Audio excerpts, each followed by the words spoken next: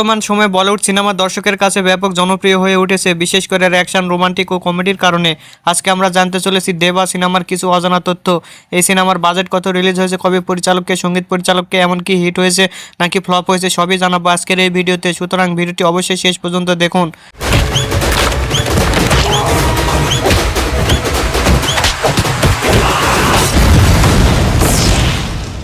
প্রথমে আসি পরিচালকের কাছে। এটি পরিচালনা করেছেন রোশান অ্যান্ড্রোস এবং মিউজিকে আছেন জ্যাক্স বিজয়। প্রযোজনা করেছেন জি studios, Roy Kapoor films.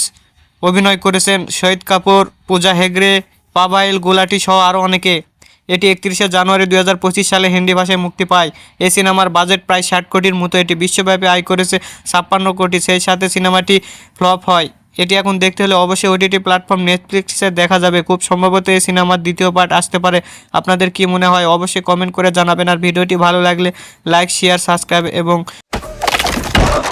I am Mafia.